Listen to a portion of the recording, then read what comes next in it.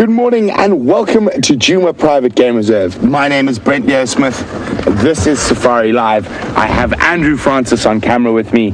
We have Scotty and Tebs on the other vehicle. We have Stefan Wiem out on foot. And we have Nikki and Lou in final control. I've got a feeling that today is going to be a fantastic morning after chasing butterflies. Hopefully we find some cats to chase this morning. But a big welcome, and let's go see what's out there.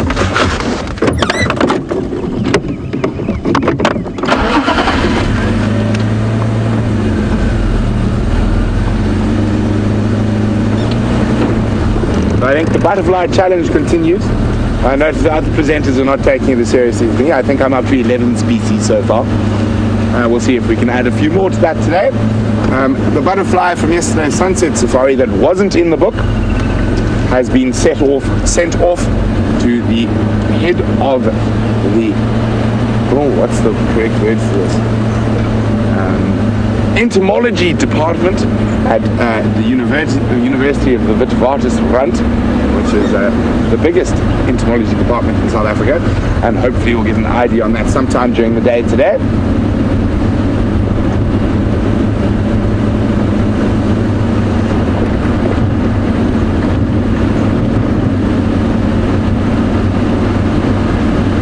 I'm going to check the western edge of quarantine and then head off to the west. Who knows, maybe some lions have appeared out of nowhere. I'll also go check through Impala Plain and see if those wildebeeston babies are still around.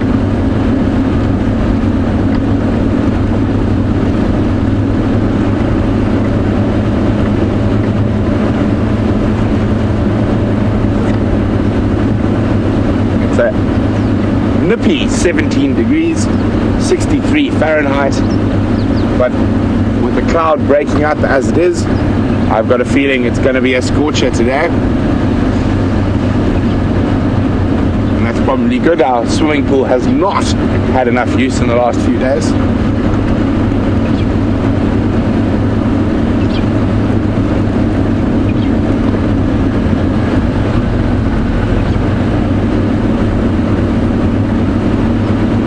So as I mentioned a little earlier, if the gremlins stay away, Steph will be trapping along through the bush with Wiem, showing us lots of fun things. Oh, there's this nursery herd of impala in quarantine. I'm just going to idle up to get opposite them. They seem to be walking towards us, and there's some zebra.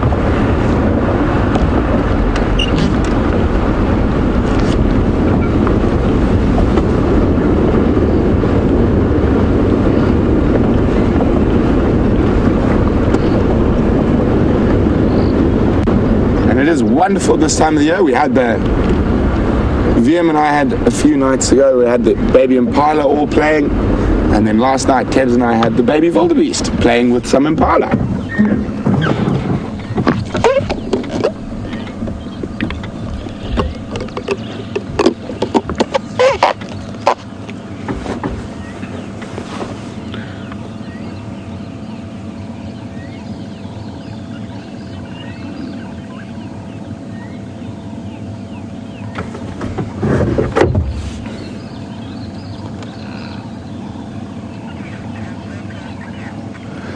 And look at all the babies.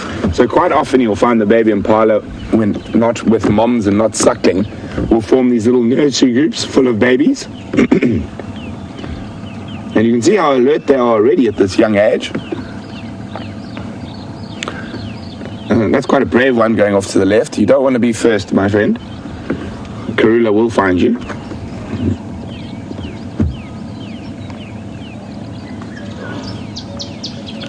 And a little herd of zebra moving with the impala. More the merrier. The more you are, the less likely you are to get eaten. You can see a very big group of impala.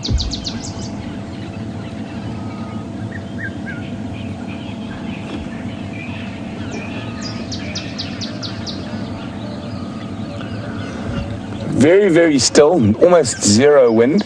But if, oh, look at the little guys.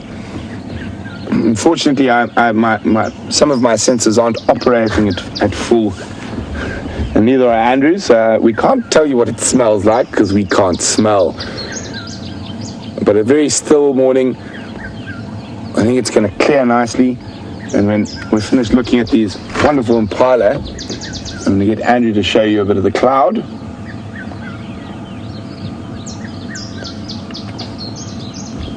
And we can actually see the clouds moving off to the east, blowing away from us, and moving quite quickly as clouds go. You can see it there, just moving off. And if we swing around to the west where we're heading, it looks like clear skies are on the way.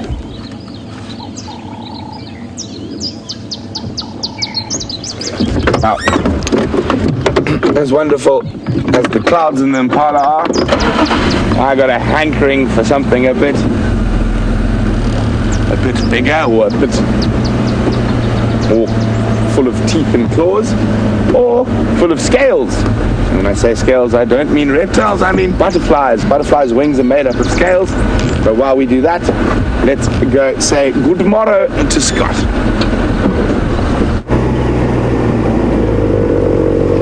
Good morning and welcome to the Border Patrol. My name is Scott and I'm teamed up with Tebs again, which is wonderful to have him back from the big smoke and in the bush. He arrived back yesterday. And I say Border Patrol because this is our southern boundary and we are patrolling for any tracks, hopefully coming in from right to left, from south to north, but we may bump into anything along the way, not only tracks, but even animals. And it's been quite some time since the Birmingham coalition of male lions, or any other lions really, have frequented our properties, so I'm hoping some may have moved in from the south. That is typically where the Birmingham boys have been hanging out in the last couple of weeks, not north of us, but mainly south and west of us. So it'd be nice to see them again. And it's just a good way to start the safari by starting on the outside of your traverse area and then kind of slowly working your way in. Happy to hear that Brent is feeling that this morning is going to be fantastic. Always good to have a good gut feel when heading out, and the beautiful pink sunrise that you got a glimpse of is, I think, already a fantastic start. So not only that, also the cute little wildebeest and impala. Now, when checking for tracks, good places to slow down and check are road junctions. So it's likely, it's not guaranteed, but it's more likely that animals will travel along roads. So some animals may have traveled along this road to our left and followed it like a highway to this major intersection. That's why it's very good to just drive slowly here, make sure no animals are using these highways. There's obviously nothing stopping them walking through the bush anyway on much smaller paths, but you'll increase your strike rates of finding tracks drastically if you stop at road junctions like this. It's a mistake I feel many guides make, including myself. Sometimes you just get into a bit of a bad rhythm and don't slow down at every road junction. But if you do get into that rhythm, you will get the benefits of it.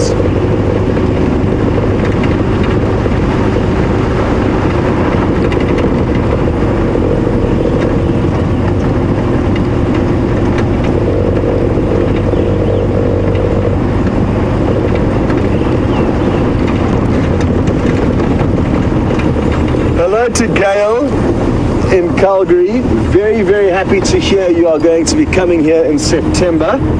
And your request, I will definitely pass on to Karula, a female leopard, for those of you who don't know Karula. And Gail is urging me to somehow convince Karula to pop out a few little cubs. And Gail, she is long overdue. I will continue to remind her and hope that maybe the fact that I'll tell her that you are asking specifically all the way from Canada, that she might feel a bit more pressure. I'm obviously saying the wrong things or not the right guy to be asking her. But it's extremely unlucky that we actually haven't had any leopard cubs in the whole year that we've been here. It's almost,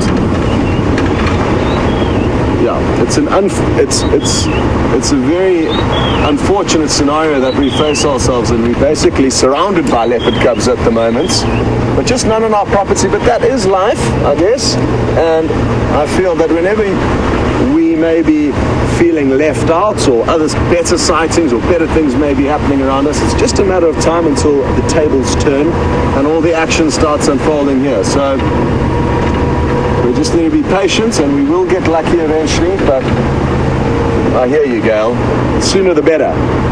Looking forward to you coming, though. That's good news. That's more of a guarantee than Karula having cubs at this stage, so at least that's something to look forward to. And it really is wonderful when you guys do come out.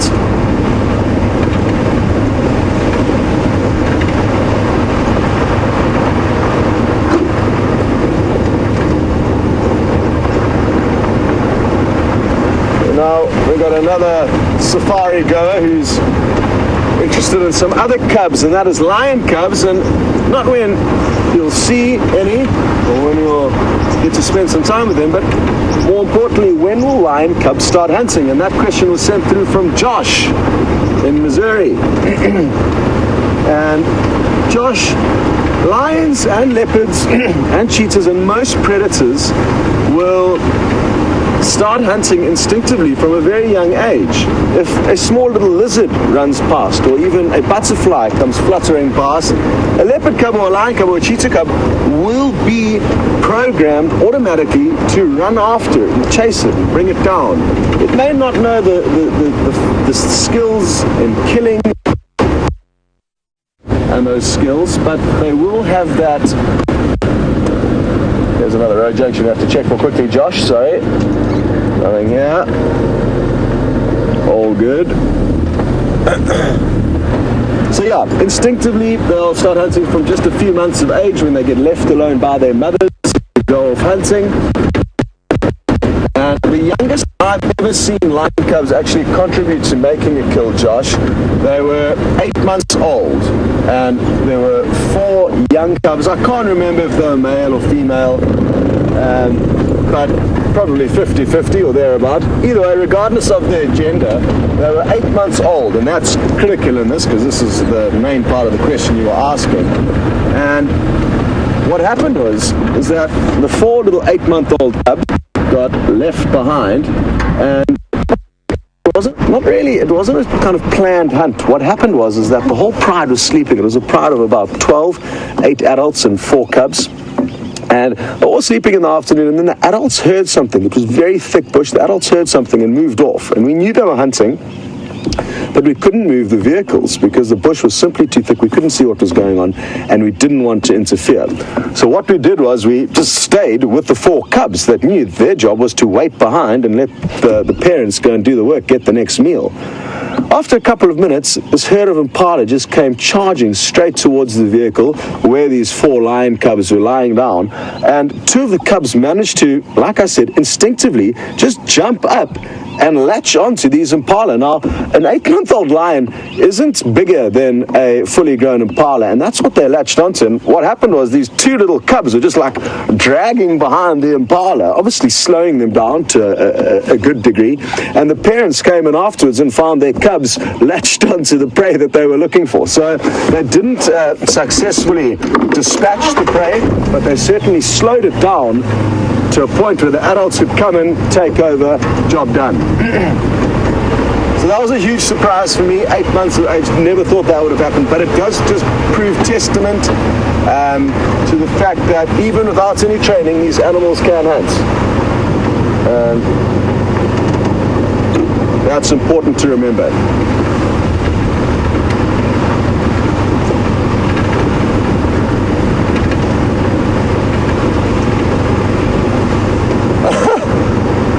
Rogue, you have come up with a very interesting theory. We've tried the odd rain dance, or more specifically James, who will be returning today. For those of you who are interested, which I'm sure there are a lot of you, his travel plans got delayed to come back yesterday. Anyway, Chris Rogue is suggesting a fertility dance for Karula, the cubless queen of Djuma. And Chris Rogue, if I could assist you, I would. Tebs, how's your fertility?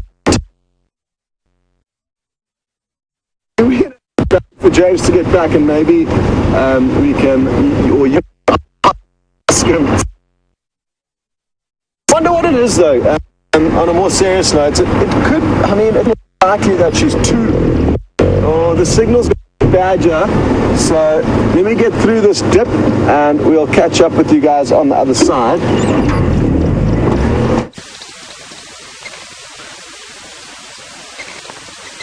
Well, what a special treat. I get to share 2 whole game drives with you, one yesterday and one today. Only today I'm on foot.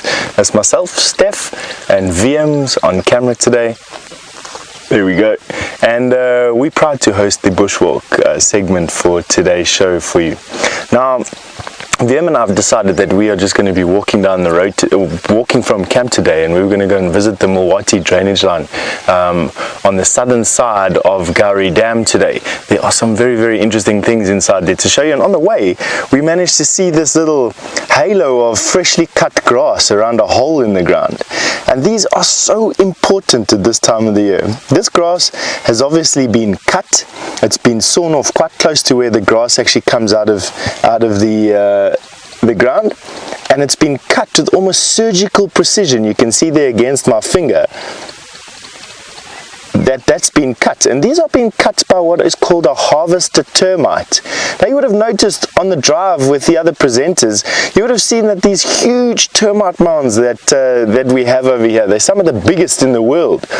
These, they don't make termite mounds. These guys have their galleries and their termite where they live underneath the ground. They don't make any external mounds whatsoever, and that's because these termites are not fungus growing termites. These harvested termites actually digest cellulose, which is what makes up this grass's plant cell wall. That's what makes it rigid, with a tiny organism that lives in their gut. So they are gut fermenting, very similar to a zebra in actual fact, or a white rhinoceros, or a warthog, or an elephant for that matter of fact. They also use an organism in their bellies to break down plant cellulose, and they are singularly the most important contributor to not deforestation, but also to collect plant material. Obviously Mother Nature grows and just doesn't know how to stop growing out here in terms of plants, and harvested termites can collect up to 3 tons per hectare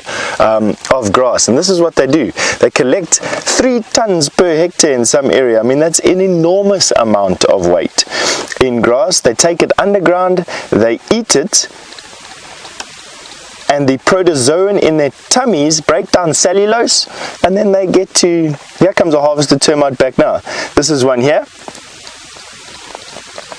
Notice the dark color on that harvested termite, and that is because they have melanin in their bodies, and that allows them to operate in the daytime. Melanin is a substance that allows these insects to absorb UV, and there they're going back down into their hole. Isn't that amazing?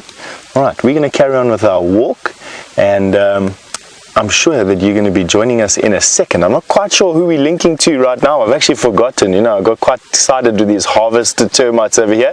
But there we go. We're going to go and send you through to Brent. Myself and VM are going to carry on with the walk, and I am absolutely sure we're going to be pulling something out of the bush to show you a bit later. Ciao. So, just before the end of the sunset safari yesterday, I found a set of female leopard tracks. They were heading in this direction, so I just want to check that they haven't crossed across our... Oh! They haven't crossed over the western boundary.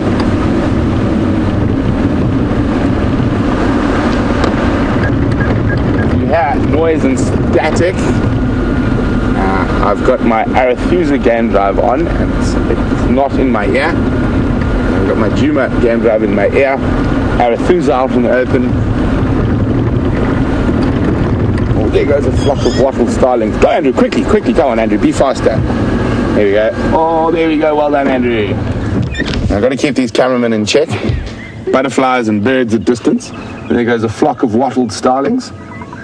Hopefully we'll find some on the ground. At this time of the year, the males are in their breeding colors and they're really, really pretty.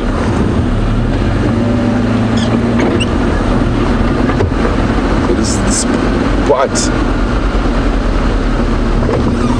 This is the spot with the electric tracks crossing.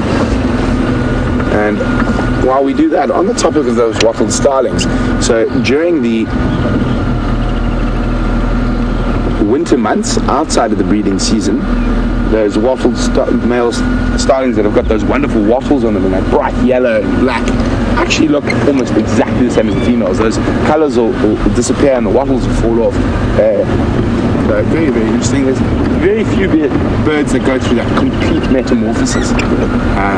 Another one is your indigo birds. Tiny little birds.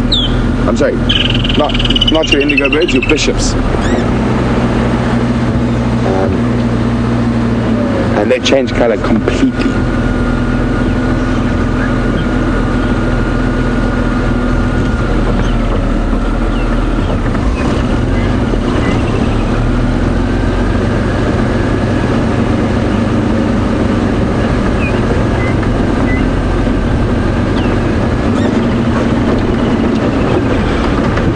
Well, we've got an interesting question on our daily life out here in the bushes from Sean.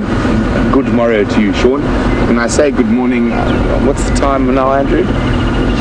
5:20. 5:20. Sean, we've already been up for about over an hour and a half already.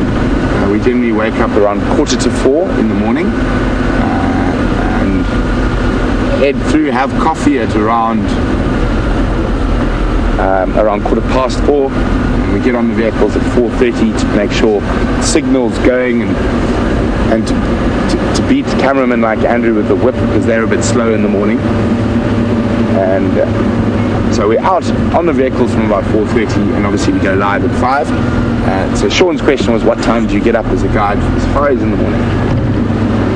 I won't lie, I was a little lazy this morning. I only got up at 4 instead of 1:45.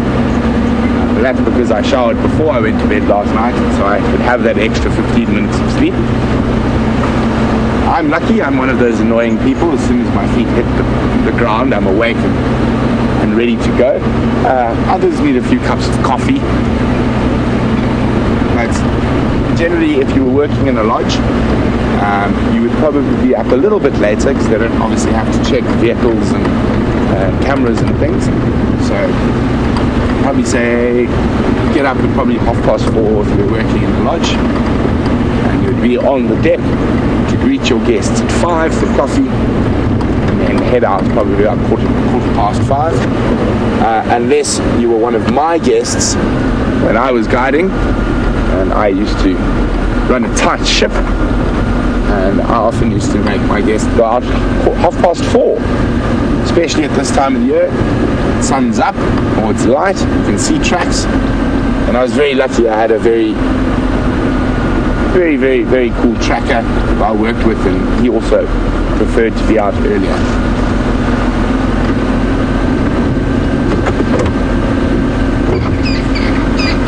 Very interesting. No leopard tracks have come out so far.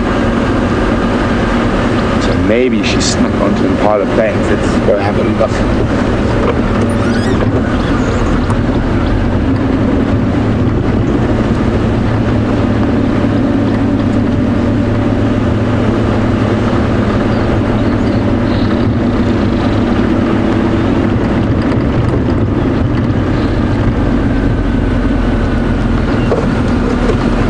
As always here on Safari Live, there's great debate to Karula, her fertility and when she's going to have cubs, and Jeffrey, who's in the Lone Star state of Texas, where everything's bigger and better. I disagree on that statement, Jeffrey. Everything's bigger and better in Africa. We have elephants, therefore we win. But Jeffrey would like to know if there's any way to determine her fertility, maybe by testing her urine. I'm quite sure you probably could. but I wouldn't want to be the one to extract Karula's urine.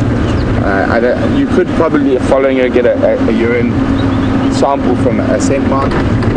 As I said, from a science point of view, it's probably a not worthwhile endeavor. I'm quite sure Karula's fertility is fine. She's only 11. I think she's at least got another 2 litters in her. I've seen leopards that are 13, 14 giving birth, so I think she should be A-OK for a while. And before we get asked, I'm going to say I do not know whether she's pregnant. And quite often the early stages of pregnancy in the cats is very difficult to tell. The only time, especially with an old leopard like Karula, she's got lots of those flaps of skin from previous birds. It's very difficult to tell whether she's pregnant or had a good meal. So generally the only way we're able to tell for sure is once she's actually given birth and we can see little suckle marks around her teeth. Andrew, you have a tiny moth on your lens. There we go, it's gone. Oh, even doing the cameraman's job for them this morning. See, I told you, some of them need lots of coffee, and also they're not allowed to talk back and defend themselves, so it's even better.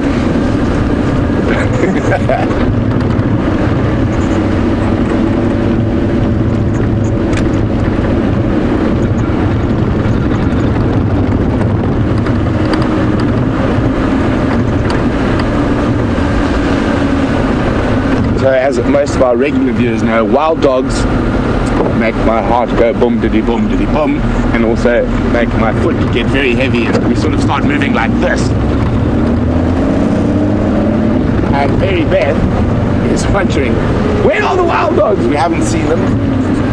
Mary Beth, the wild dogs have been frustrating me immensely at the moment because they've been in my ear, and they've been just to the north of us, and we're seen yesterday on both sunrise and sunset safaris, and they came really close, and I was sitting on the boundary saying come across, and then they changed direction. So apparently all 11 pups are still present and accounted for, and the 3 adults are still with them, so all happy and healthy and munching through the impala population of Buffalo's Hook at the moment. Might be a bit late. I think the wildebeest might have woken up and moved on already. This is where we had that incredible sight of those baby wildebeest playing with impala last night on the sunset safari, which was pretty handy for Tevs and myself, because before that the only thing we had with a heartbeat was a butterfly, and I think that's a very faint heartbeat. Yeah, they're already up and at 'em. We'll see. I think they might have moved down towards the Balanites tree, so we'll go have a look that way. So this is where they settled in for the evening last night. It's a good place to settle in if you're a wildebeest or an impala. It's a bit more open, so it's harder for predators to approach you on these short grass plains.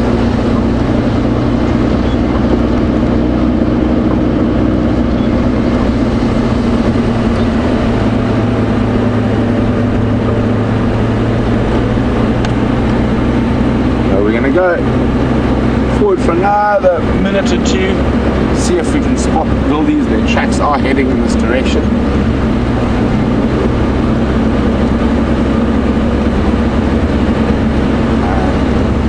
Nope, not yet. I will keep looking for them, but let's go have a look what Scotty's been up to down in the east. Welcome back to the Border Patrol. Now on our eastern boundary. No signs of life on the southern boundary. Let's hope things change now. What's compounding the trickiness of this morning is the fact that we are confined to a small area. Relatively small. I mean, it's big, but at the same time it's small. And the neighboring guides and landowners who traverse the property around us that would normally be providing us with hopefully to know something around us. Nobody is out, so it's just Steph on the walk, Brent and myself, and we are confined to a small area. Most of the people that drive around much larger areas of traverse, which obviously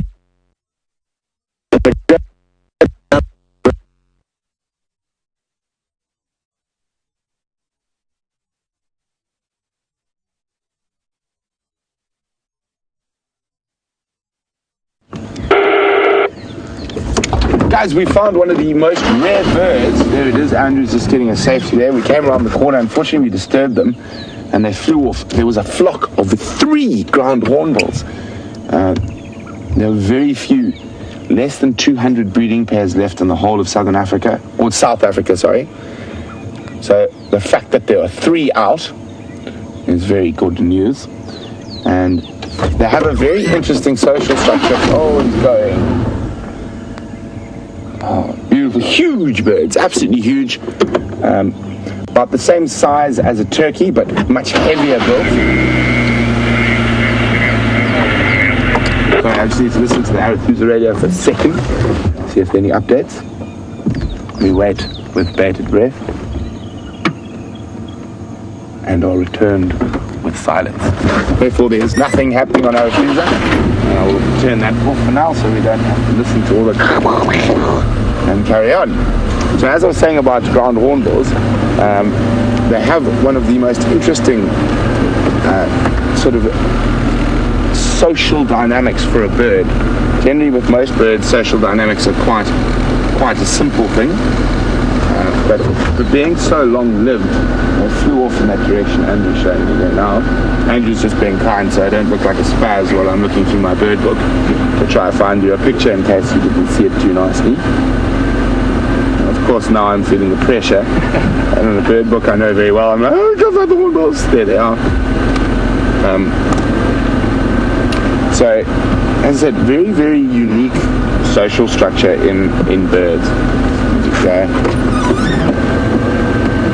So that's the one we get here, the southern ground hornbill. We also get the northern or Abyssinian, but that's the one we get here. So they're about 100 centimeters tall. And they're also a very important indicator species before we get onto the social structure of a healthy ecosystem. So as soon as you put poisons and affect the ecosystem in a negative way, they're one of the first species to disappear.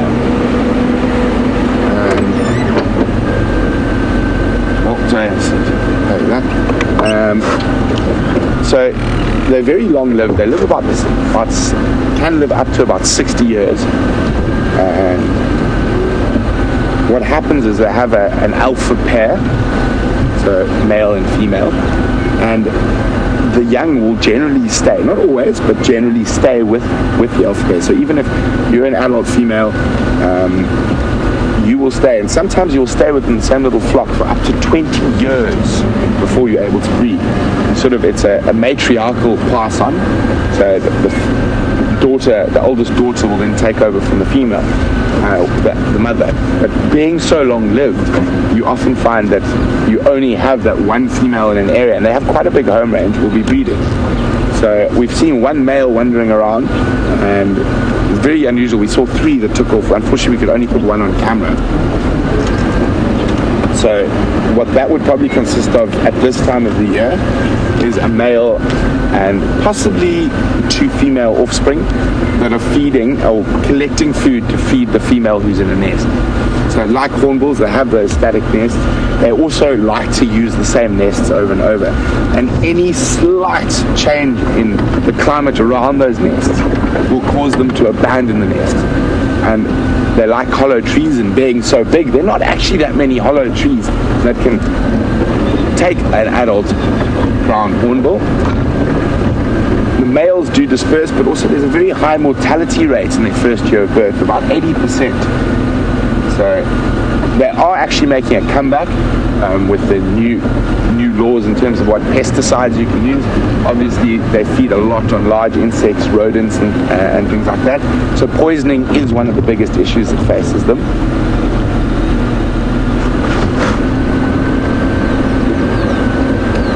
But hopefully we'll find them again just now.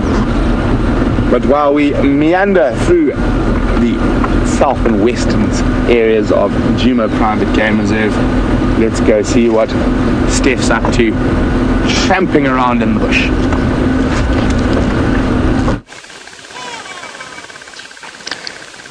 And from one very rare bird to one very rare specimen of a tree. This is a jackalberry tree, and while not uncommon, one of this size is very uncommon. In actual fact, finding jackalberry trees of this size outside of the Sabi Sands and outside of the Kruger National Park is virtually unheard of. They are widely collected for the furniture trade and African artifacts.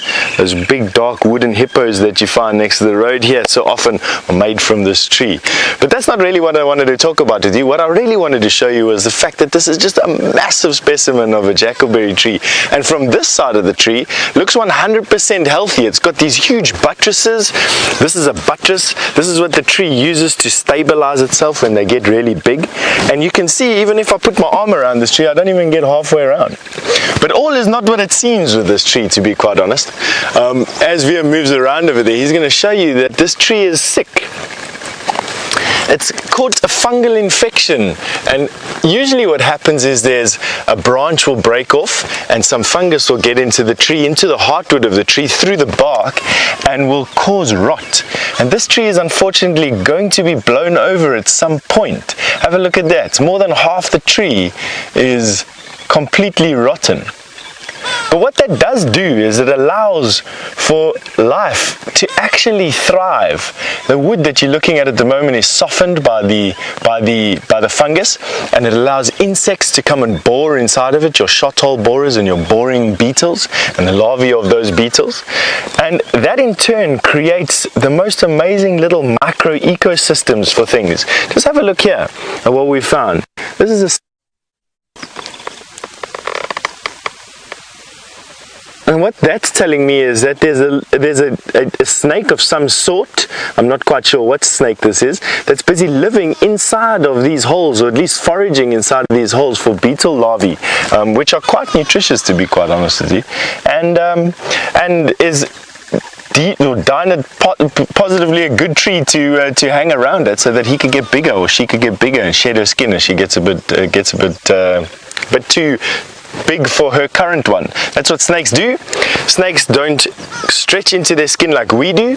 What happens with them is that when they get to a certain size, they exude an oil that pushes their old skin off. Their new skin develops underneath it. They come out of their old skin and they grow into their new skin as they get a bit bigger. And this time of the year, snakes here will probably be shedding every 6 weeks to about 12 weeks, depending on the species of snake and how active they are. But anyway, that's just this tree. Wanted to show you that. And we're going to carry on going.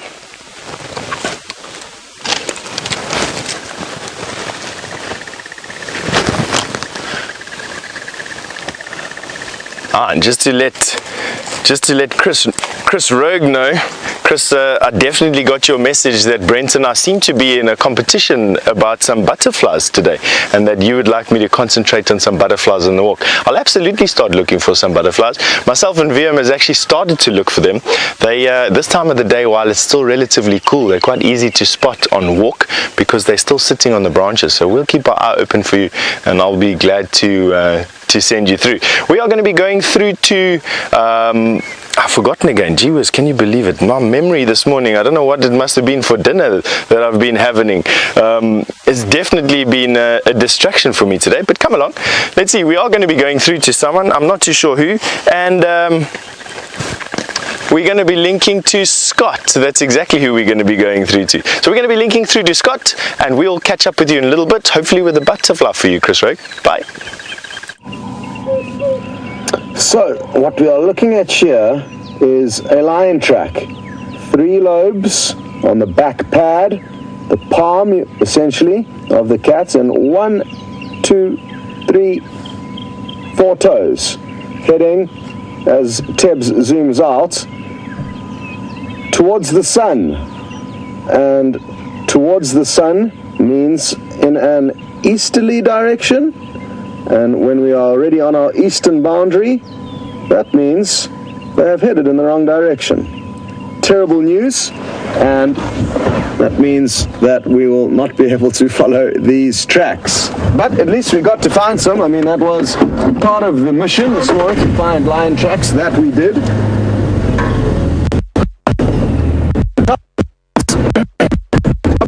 To the wound.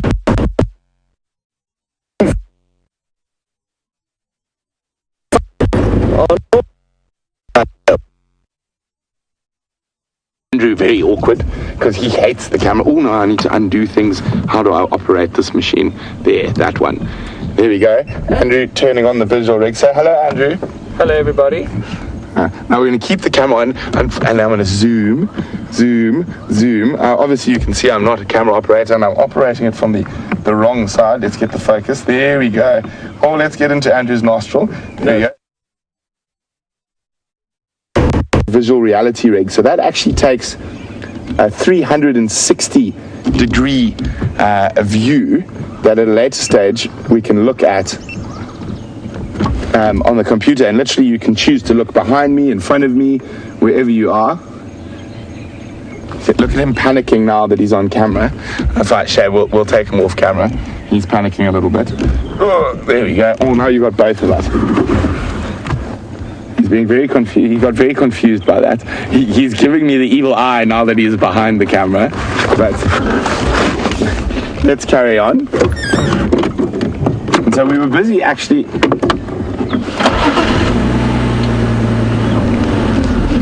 So Steph's managed to find a feathered friend on the walk, so let's go have a look at that quickly.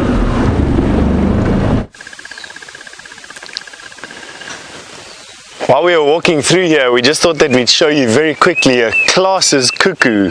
While you quite often hear them in the bush, they're quite rare to see. What we're looking at is the back of this Klaas's cuckoo. One of the cuckoos that is a brood parasite. All the cuckoos are brood parasites, but onto the weavers around here and are terrorizing weavers. And it's just got one of the most beautiful calls and those iridescent green feathers. Some of the most beautiful feathers I find, at least anyway. VM is doing an heroic effort there of trying to keep the camera still for you at the top of this massive jackalberry. And there we go. Thought we'd show you Klaas's cuckoo. You can tick. Going back to Brent. Thanks for joining us. See you in a bit. So we're back. Andrew panicked so much on camera last time. Nikki and I are now thwarting him. He ran away from putting all the cameras on, but now we've got him back. Nearly done. Nearly done. So we couldn't help. We couldn't help ourselves. It's nice to keep the. Look at me. Have you actually got the line now? That was highly enjoyable.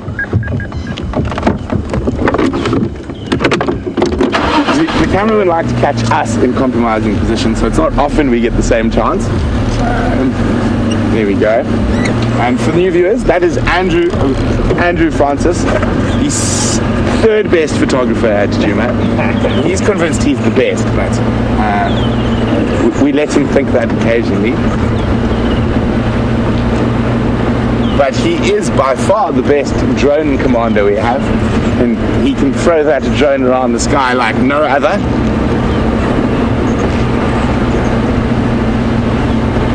He's looking a lot more comfortable behind his camera now. And one thing I'm sure a lot of you didn't actually realize is Andrew is also a guide, and has worked as a guide before in a couple of reserves around South Africa. So always useful to have an extra set of ears and eyes on the back of the vehicle.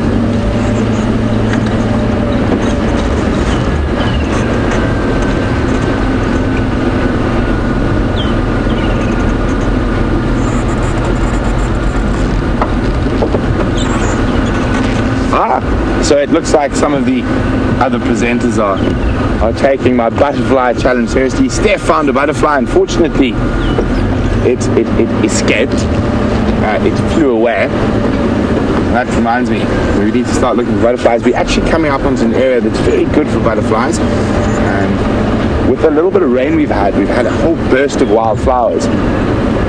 So lots of butterflies on those wildflowers. And we even saw that crimson speckled moth yesterday on a pink bell or Himania. So if we don't find any lion or leopard tracks inside the Djuma or Arathusa this morning, we can definitely do quite a few butterflies. I think I'm up to 10 species. That's including the unknown butterfly that we found on yesterday's sunset safari that I'm waiting for an ID on. But we can definitely do some wildflowers. I know quite a few of you out there love the wildflowers, and we can also carry on with a bit of the bush pharmacy.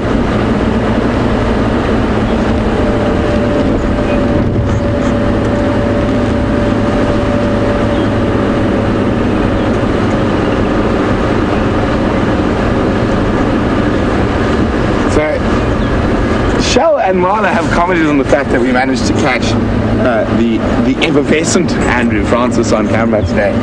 And Shell says, "Andrew, nice to see you." Andrew, I expect a response. There we go, there's his response. No words, just a waving hand. And Marla says, "Oh, Andrew's a cutie patootie." I think Andrew's blushing, but I can't actually see behind his fly buff.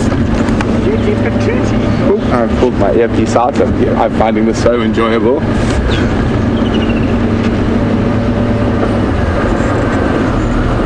Oh, I can't hear anything. I can hear now again. Okay, so we're looking for... This is on these fire breaks like we have here. The grass is quite short and the soil's a little bit disturbed. A lot of the flower species and butterfly species really like this type of ground. That's why quarantine is so good for flowers and butterflies.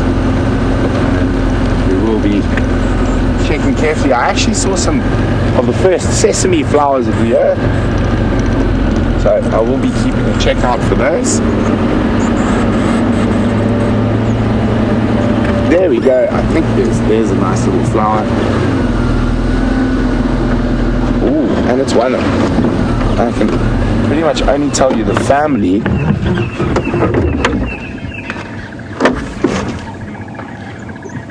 But I'm gonna go get this flower and we'll come back and have a look at it. But in the meantime, from possibly the smallest, tiniest little flower at Djuma to the biggest animal present.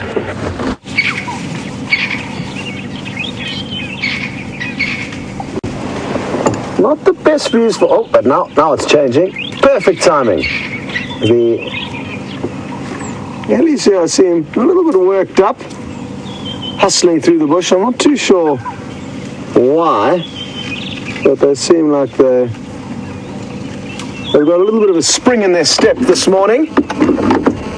I'm just going to roll forward a few meters to try and get into a good spot as the rest of the small herd seem to be moving in a southerly direction. So if we wait for them on this road, hopefully we'll get a few more flybys.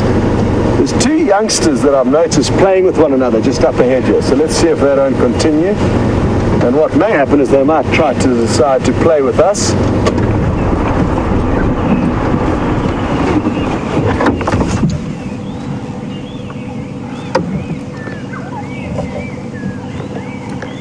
Hello to Debbie on Twitter, and you would like to know what is my favorite time of day to view animals. Well, depending on the quality of the sighting, I'll be happy to view animals at any stage of the day. Oh, here it comes. Hello. The youngsters can be quite playful. See how it's wagging its tail from side to side there, and here they go. It looks like they're going to have a bit of a clash. It's very thick, but there's another one approaching it. And they were having a bit of a battle earlier, head to head, pushing one another around. All very playful though, and they're very young, so good practice for when they become old and have got more serious fights to deal with.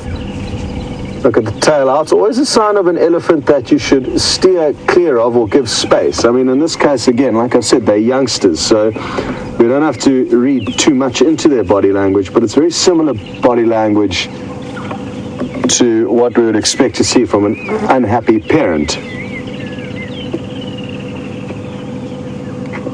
Sorry, back to the question though. My favorite time of the day to be on safari is definitely first thing in the morning at sunrise. For me, the morning is more exciting than the afternoon because there's more unknown than there is in the afternoon. There's always unknown when you're on safari in terms of what you may find or what may be going on. But for me, that gap of the night, the cover of darkness, usually provides the animals with time and cool weather, especially the predators, to move great distances. And that's why when you wake up first thing in the morning, you can often be very, very pleasantly surprised. You're less likely to find drastic changes in the afternoon. That's not to say, though, that you can't have incredible sightings at any time of the day. And I would take quality of sighting as opposed to weather conditions or time of day at any stage. So if it's lions hunting buffalo, I don't mind if it's in the middle of the day, the middle of the night, in the snow.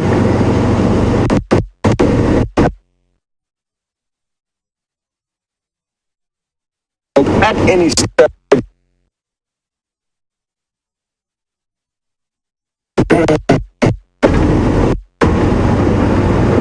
The signal on Wendy is terrible.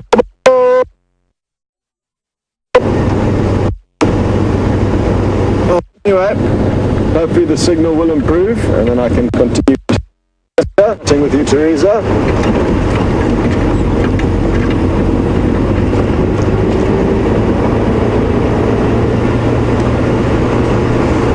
Sorry, Teresa, never easy trying to chat with you guys when you can't hear me clearly. But yeah, my favorite time.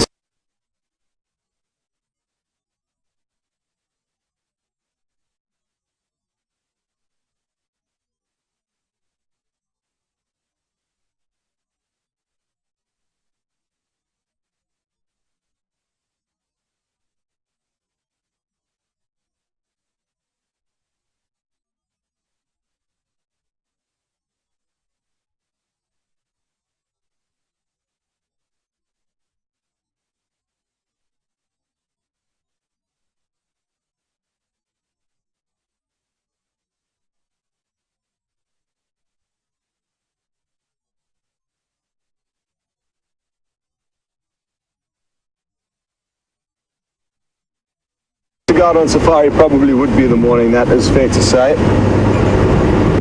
But it's important to remember that anything could happen at any stage. Middle of the day, middle of the night.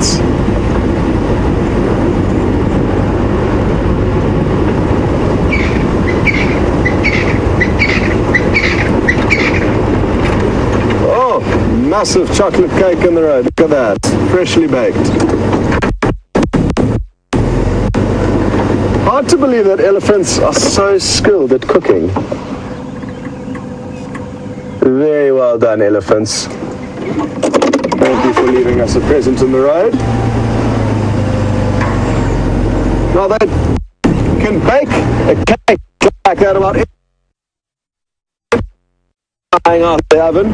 That's how much they feed on. Imagine the total amounts of vegetable matter that island after it.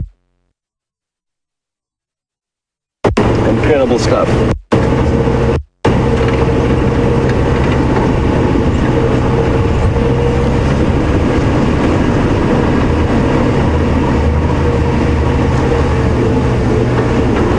Hello to John in California.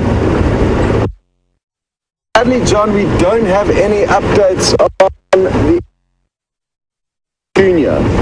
Brent may know differently, and he is closer to our eastern boundary, so hopefully he might be able to get a hold of the Arathusa and Sibambili guides, but the Nkulma Pride was further to our west when they were last seen, and I can't remember exactly when that was. I think it was about 4 or 5 days ago. They were kind of heading back towards Djuma from the west, but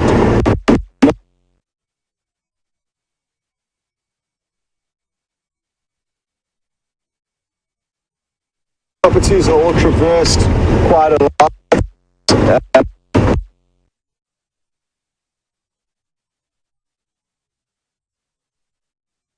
That they would ever be on Djuma without us.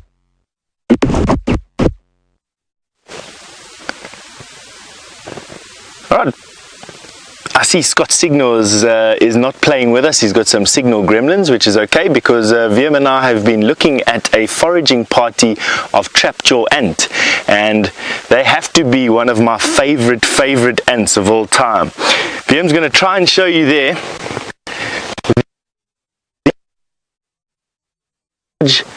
Ant that you got over there in your screen, and you'll notice that they've got very long jaws, and these ants are voracious.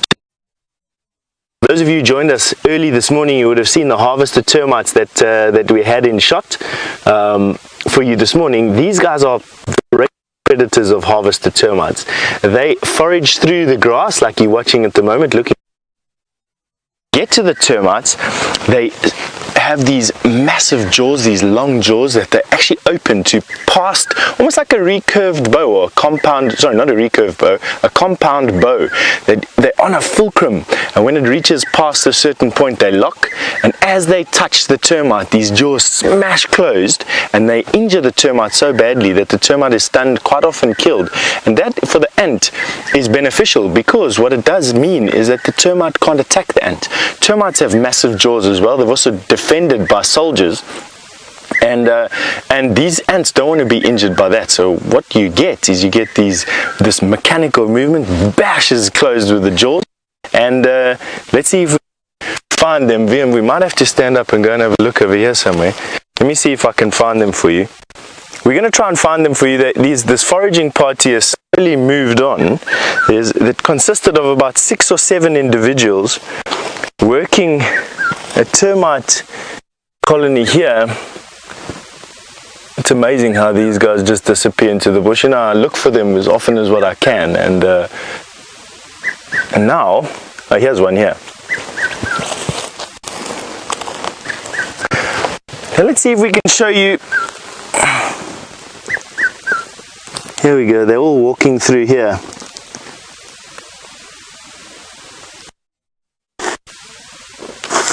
In my hands, you may or may not get a view of that.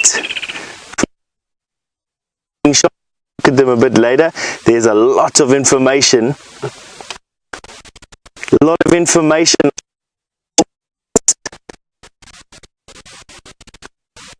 You can see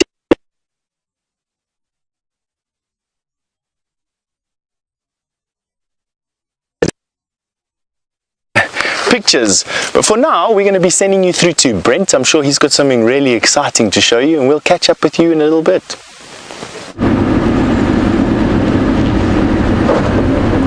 So it seems like the gremlins are infecting Scott and Steph, so we do apologize for that. Andrew and I are in such high spirits that the gremlins are staying away, and I will throw my water on them if they come any closer. So we've decided to cross into Arathusa, and there's a couple of reasons for that. Firstly, because I haven't been here for a while. Secondly, is that area around the airstrip is going to be really good for flowers and butterflies. And strangely enough, I managed to jinx myself with this little flower here, and I actually don't know what it is, which is actually awesome, because it means I get to go research and find out what it is. So I'm very excited about that. So not knowing something is actually a good thing, because it gives you a chance to increase your knowledge and find out something new, which I get very excited about. So we're also driving through a section of Arathusa we don't normally do. We're going right down Arathusa's eastern boundary. We normally turn in behind us there, and this takes us out to the southern end of the airstrip. So there's also this block behind me here has no roads in it, so there's always a possibility that Shadow or Tingana could be there, and no one has checked across the road to see if tracks are going. It's very seldom driven outside of an entrance road, so with a lot of the entrance roads people drive down quite quickly and don't look for tracks, but I'm feeling lucky. Very interesting, this flower I'm holding here, the leaves are almost like sandpaper, so hopefully that'll help with the diagnosis, or sorry, the identification. Diagnosis is wrong. And also, hopefully we should find some piggies on the Arathusa airstrip. go check in to see if the foam nest frog, because that was the first foam nest frog I've seen this year, has possibly hatched already.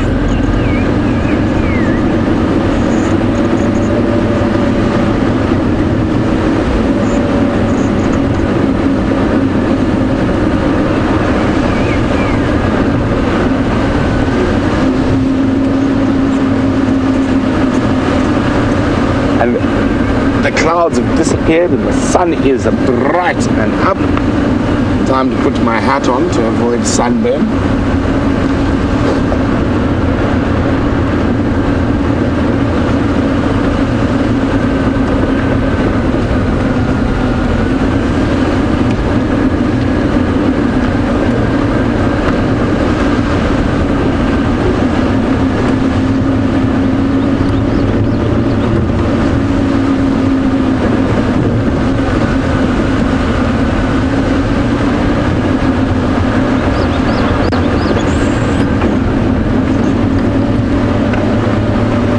So a lot of animals out here are looking a bit on the thin side. Obviously, even though it is so green around us, we are in one of the worst droughts for the last 15-20 years. All the water holes are dry. And earlier on the drive, we saw a very strange animal by the name of Andrew Francis fiddling with the virtual reality in front. And Michael S. says Andrew seems thinner. He would like to know whether Andrew's lost condition during the drought. I don't think that's got anything to do with the drought. I think it's got to do with us chasing after him with sticks. We decided he was a bit slow for bushwalk, so we've been training him in case something goes wrong. No, I'm only playing.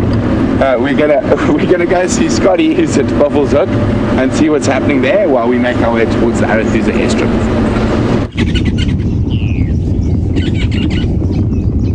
Now, possibly a reason why Andrew is looking a little bit worse for wear is that this is where he does the majority of his drinking. And as you can see, there's not much water for him here. And it's also quite muddy and murky and full of dead fish, so can't be too hard on him, but well done for noticing that Andrew has lost condition. Most things out here are losing condition, including this water hole. It got filled up by a decent downpour of rain we got about a week and a half ago, but it's already beginning to evaporate. And desperate times for the animals of this area. Good for some though, which is always important to remember. Hard times for some animals will always be times of plenty for others, and for the aquatic little birds that are running around feeding on the little bits of water that remain here, it'll be quite easy for them to cover a lot of ground and probably find a lot of insects to feed on, whereas the fish that live in the water, for example, obviously they haven't been so fortunate, but certain animals will benefit from drought conditions, mainly the predatorial animals. There's a blacksmith lapwing, busy hunting on cue, and there are a few other tiny little plovers, a close relative of the lapwing, also running around earlier. You may see them somewhere. Tiny little birds called three-banded plovers. There they are. Tibbs has found them.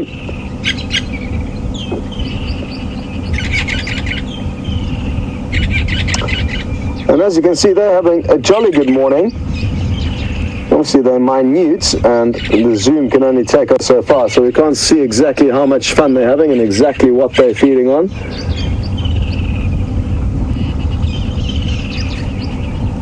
Lots of also bird song here, singing out, woodlands kingfishers, red-billed buffalo weavers above us.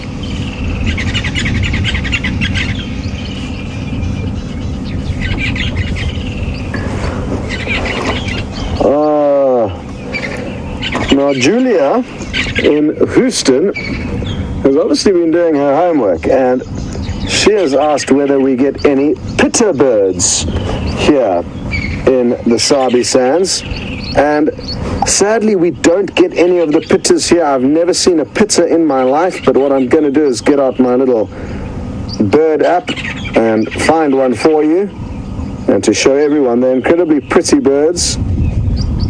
and very rare, the African pitta. Now there is a chance of seeing them here, but like I said, I've never seen one, and what I'll do is I will show you their kind of distribution map.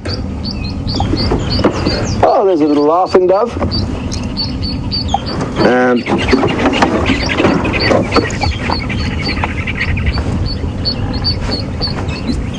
I'm ready with my little bird app to show you what's what.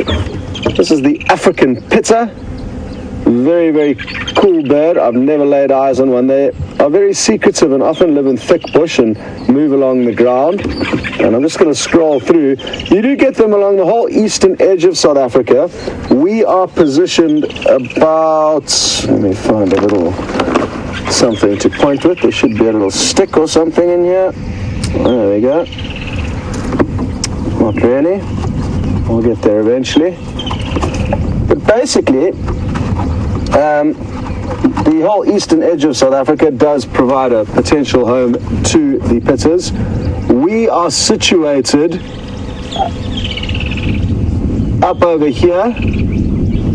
This country here is Mozambique, so that can be a little bit deceiving. This is Zimbabwe up here, and we are currently situated in this little corner of South Africa over here. There's a landlocked country, Swaziland, here.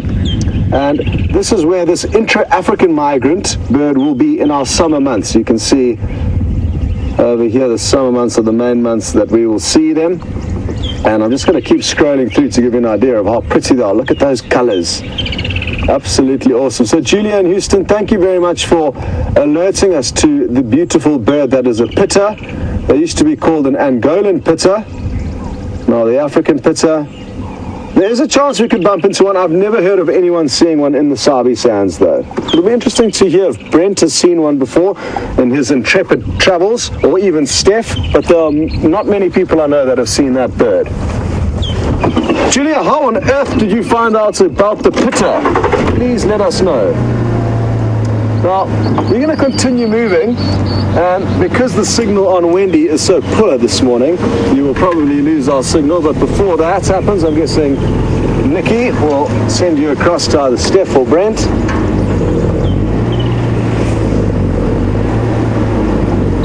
And Steph will be receiving you on a bushwalk. Enjoy. Have a look at this amazing flower that we've managed to find. It is just so super delicate, and it's going to actually be quite tough for me to show you what exactly is it, but there are the pollen. That's the male part of the flower. That's the female part of the flower, and here is where the nectar is housed. So what I've been busy battling with is to find out how this plant is enticing insects to come and obviously get the nectar that is available inside of the flower, the prize, but at the same time manage to dust the abdomen of the insect with pollen, and then when the pollen has been dusted onto the insect, another insect coming from a different flower, getting the pollen into that female receptacle. So the two terminologies are stigma and style, and this is just phenomenal. It's quite a common little plant, this is an Ocimum canum, but it's the first time that I've actually had a chance to have a close look at its flowers. Just have a look at those colors and how super delicate. I mean, this is my baby finger, and the flower is 20% of my nail of my baby finger, which is tiny. And here we've got on this side, we've got one that is unfurling at the moment. So this one here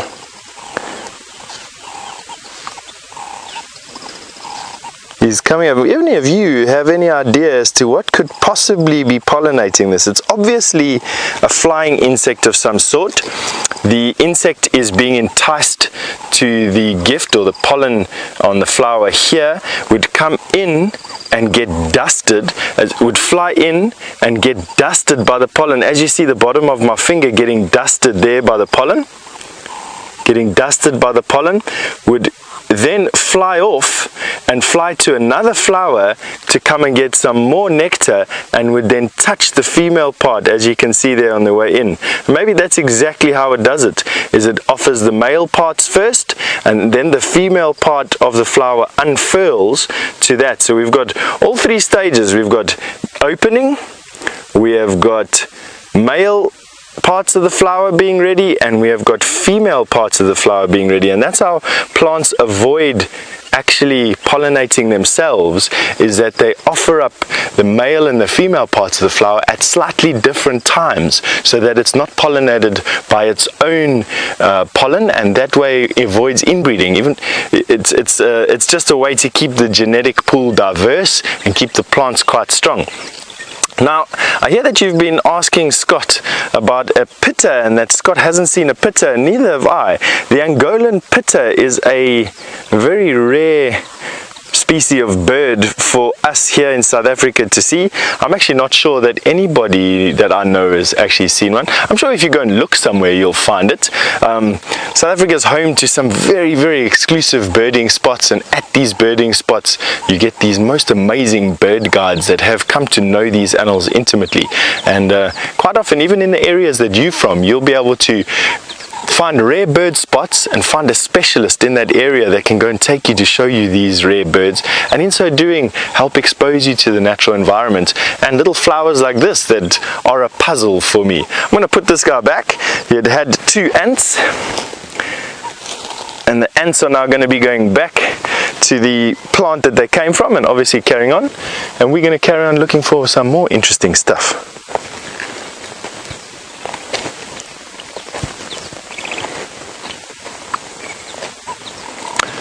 Tammy has noticed that while we're busy walking around here in the wilderness, you'll see many different types of trees.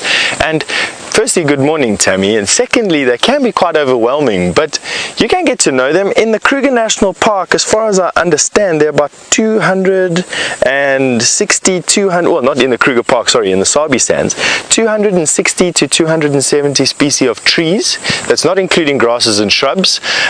So as far as I know, it's about 260, 270 species of trees, and they're all enclosed in a very awesome book called Trees and Shrubs of the Kruger National Park. Quite an interesting book to read, and something that is still baffling me is to try and determine which of the keys to use, because there's about 20 inside this book.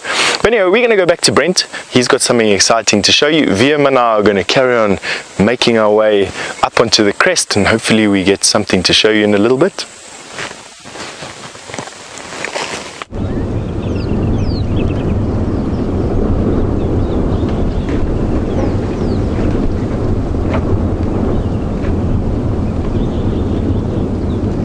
Hello! Well, I decided to take my bird book and binoculars, have 5 minutes, do a little bit of birding up there in the air. But I'm going to come down now.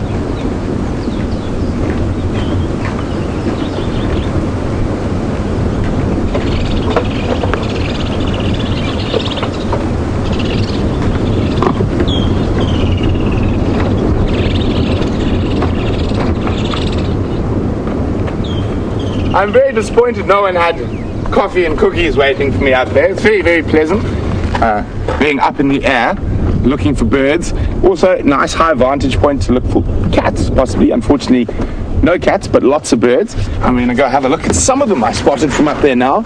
So a nice big flock of wattled starlings heading down the airstrip. But before we head down there, there's the first foam nest frog of the season that I saw. And from what I could see through binoculars, it looks like it's hatched.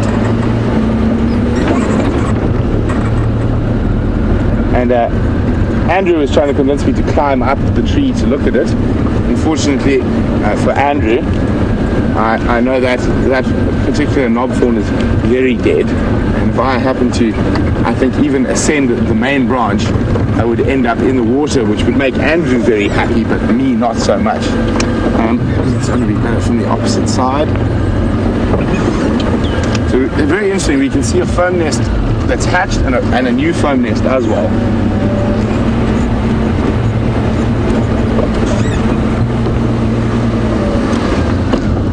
So if we look, there we go, on that branch closest to us.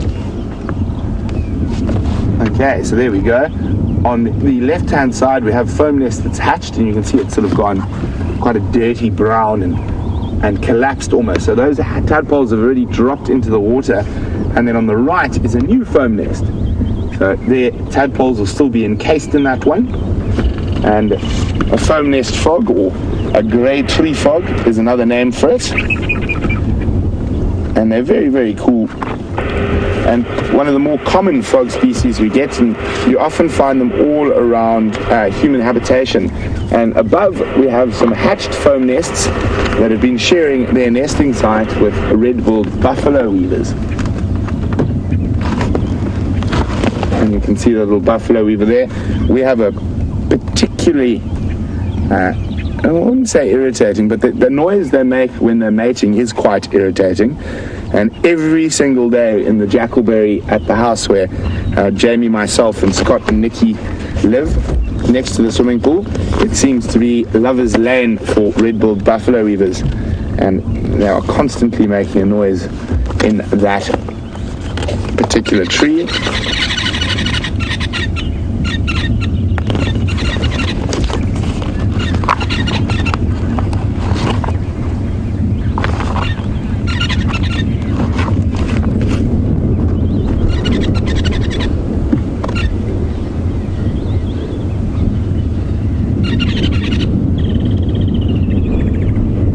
Look at that, it's busy adding some more thorns to the nest. So buffalo weavers are communal nesters, and they create this amazing thorny fortress. It makes it more difficult for snakes and predatory birds to get at the babies. So this is what is Andrew spotted? I didn't see. What have you seen, Andrew? A dragonfly. Andrew's challenging himself. I haven't even made him chase butterflies, and he's trying to chase a dragonfly. So that's what the foam nest frog looks like. It is a tree frog.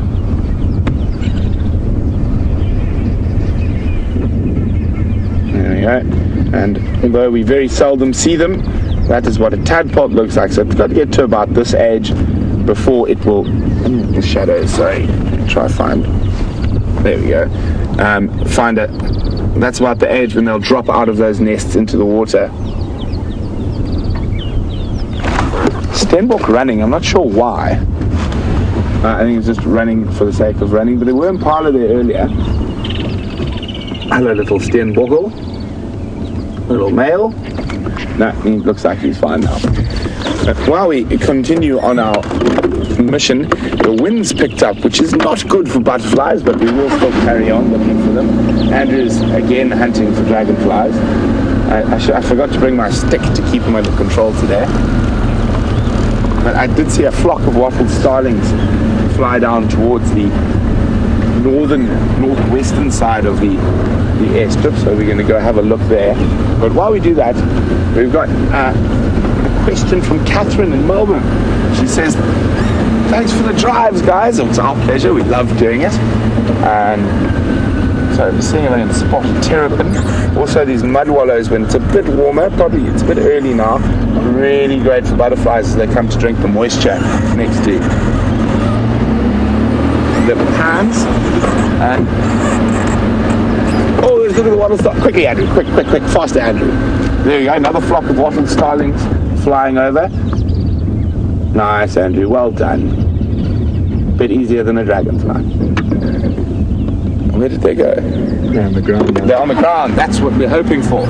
So we can have a look at those males and breeding plumage, and they're really, really impressive at the moment. So Catherine, back to your question. Catherine is in Melbourne. I wonder if you go to the MCC, Catherine. And Catherine's wondering how big is Djuma and Arathusa and the total Sabi Sands Reserve in the areas we work in. We always think we need more land, but hopefully it's on its way. Ooh, they're the wattle starlings. So Catherine, it's 1,600 hectares that we can traverse on. which is just over 3,000 acres, 16 kilometers squared. The Sabi Sands Reserve itself is 60,000 hectares or 60 kilometers squared. Before we get a bit too close, we're just going to get a safety of these wattled starlings. And here we go, look at them foraging through, and you can see the males with the black and yellow wattles on their faces, and hopefully they're going to let us get a little bit closer. Catherine and I will carry on with sizes of where we are shortly. Let's have a look at these starlings while they're here.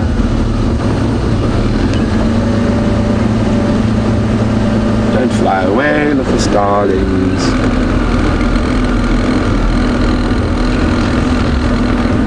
So yeah, sneaking.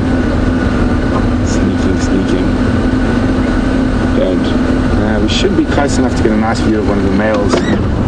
Now, if we don't, I'll snap a picture of one of them and we can have a look at it on the camera.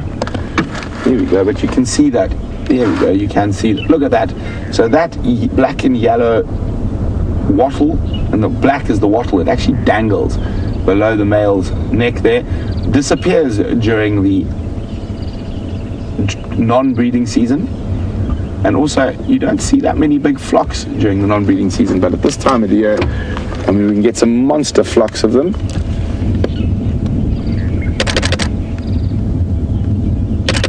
Let's try get a little bit closer.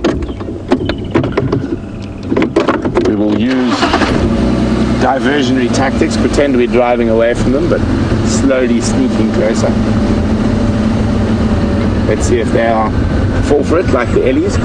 Birds tend to be a bit more difficult, but we shall try.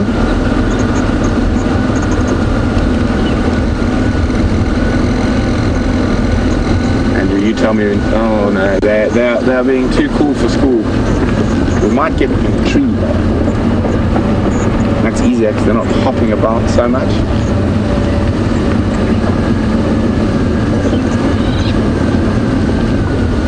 There's some on the ground. There's a male directly opposite us now on the ground. Oh, pandemonium. Off everyone goes. One lapwing destroys it for everyone else. I'm just trying to see. There we go. How's the glare, Andrew? A little bit in the sun would be good. A little bit in the sun. So there we can see that very distinct wattle. I'm trying to think, what if I do? No? There we go, you can see that very black and yellow wattle, and that wattle actually wobbles and hangs below, and that's a male wattled starling. Hopefully we will be able to get a better view of them later. I think being a bit windy sometimes causes them to be a bit nervous. So Catherine, back to your question. So as I said, the whole Sabi Sands is 60,000 hectares, made up of numerous different properties. So it's 60 kilometers squared. Yes. And the Greater Kruger National Park, which includes the Sabi Sands, the Timbavati, the Manyaleti, the Imbabat, the Tlaseri, the Olifants, the Baluli, am I missing any? Letaba, Makuyu is around 2.4 million hectares, so around 5 million acres. And then if you include the transfrontier parks in Mozambique and Zimbabwe, we're looking at just under 3 million hectares, so around 8 million acres. Isn't that incredible? And none of that is fenced, and the animals are able to move between all these areas. Unfortunately, or fortunately for the animals, human boundaries don't adhere to them, but unfortunately they do for us.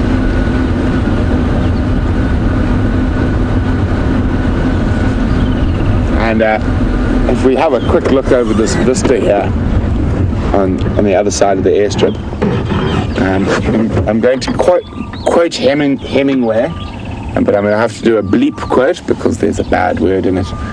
And as Ernest Hemingway said when his first trip to Africa, he sat atop a hill and went, my God, there's just miles and miles of bleep Africa. and that's the way we like it out here.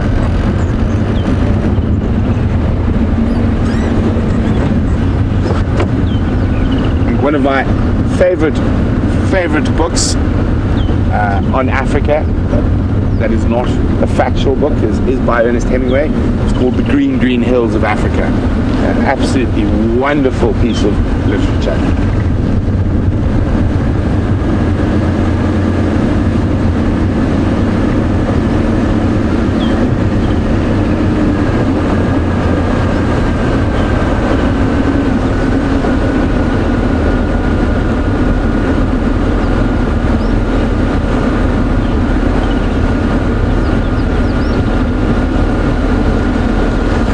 So as we said, we're in quite a drought at the moment, and a lot of the water holes are very low, and at this time of year, normally all those little mud wallows are completely full, and there's only a few of them that are at the moment. And Deer is saying, well, it looks like we actually need a tsunami to fill all of them. Not quite, Deer. We'd probably need about 100 mils in one sitting to fill them. And we haven't had any of those big storms yet this year, and it's unlikely that we're going to. And then Mokan, who's in Guyana, says, what happens to all the catfish? Well, some of them die, but some of them will actually encase themselves in the mud. So underneath there's still moisture, and they will exude a mucus that forms a sort of protective cocoon around them, and the catfish are able to breathe air. So they will almost go into a sort of a type of hibernation where they will breathe air and stay in this little mud cocoon that's formed with mucus that they exude from their bodies. They will leave a little breathing hole though, so they can't breathe.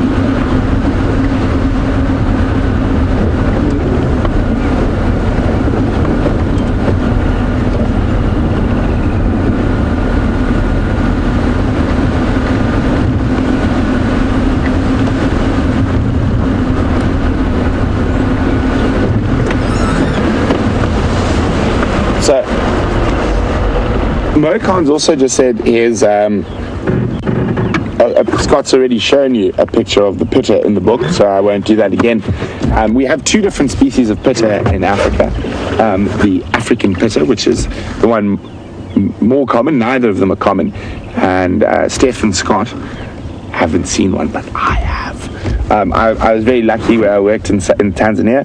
They actually used to migrate through from their breeding grounds on the coast up into the mountains during the summer months, and my camp was actually a stopover, so I'd actually had 5 or 6 of them for a couple of days in and around my tent where I used to live in southern Tanzania.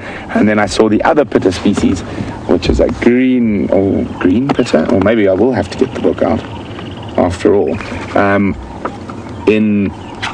Well, I'll find it for when we come back, but I will show you that, and I've seen that in Gabon, in Central Africa.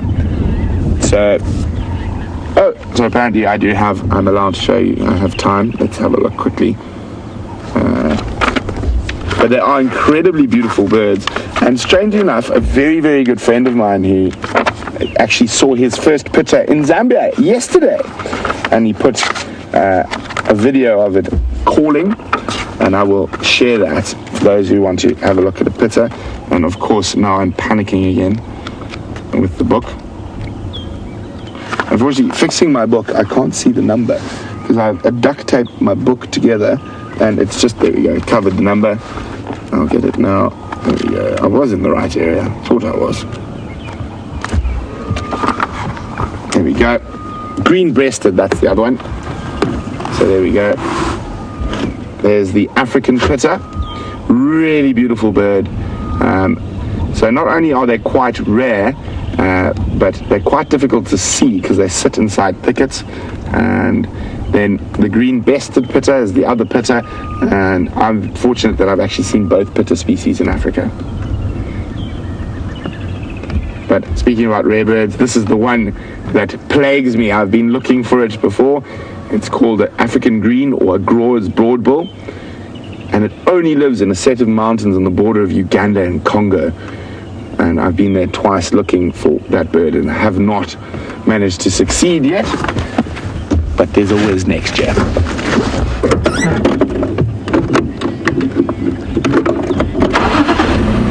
So we're going to make our way down towards the Arathusa waterhole, see what the hippopotami are up to, and what else might be on the open area.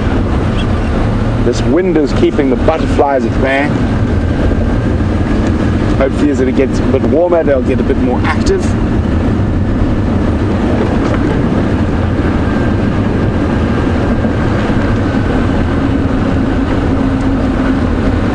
So we're driving past the entrance to the Arathusa Lodge, and some of our lucky viewers have been on safari there.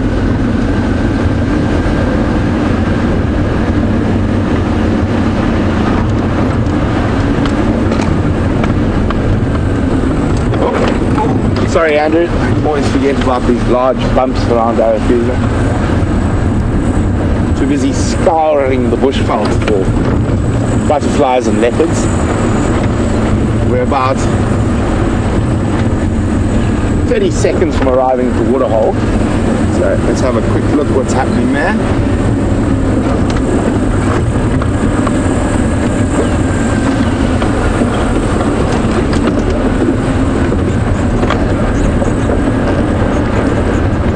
Go round the corner. What could there be? Could there be an elephant? Could there be a hippopotamus? What is that? That is a stump. Wow, you can see how low the water is at the moment. Mindan! Sharpenful!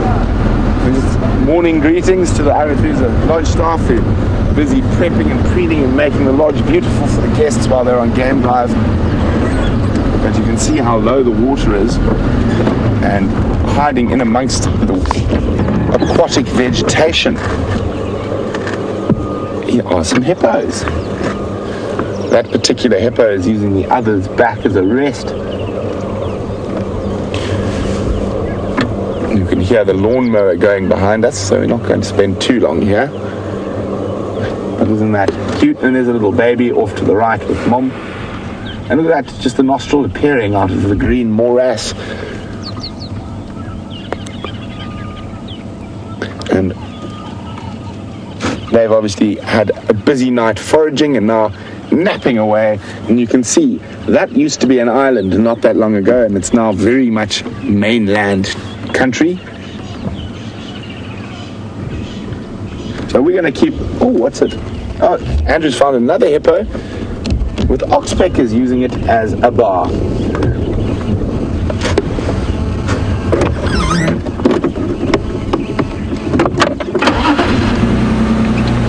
Oh, so we're going to go across to Scotty, who's got something of the felid variety, or the leavings of the felid variety.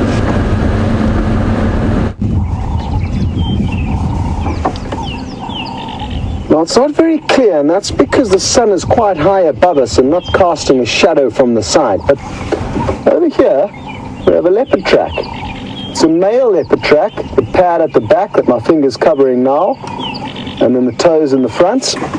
I can tell that it's a male leopard from its size. It is in the central parts of Djuma, not on one of our boundaries, so we are in luck.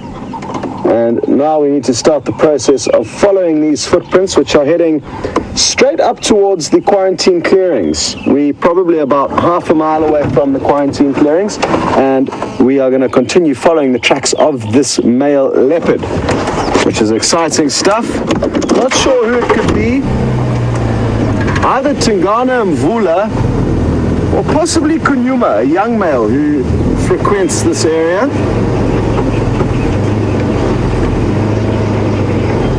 One of you was wanting to know how old will leopards live for, and that was Heidi, all the way in Oregon. And anywhere between 15 and 20 years would be a good innings for a leopard in the wild. Some live for slightly older than 20, and some obviously die when they're only a few weeks old. But a good adult life would be anywhere from 15 to 20 years of age. The tracks now continue straight. I've been driving very slowly. He could have veered off down the road that went to the left, but he is continuing. Yep. Oh, he's a big male. He's got nice big feet.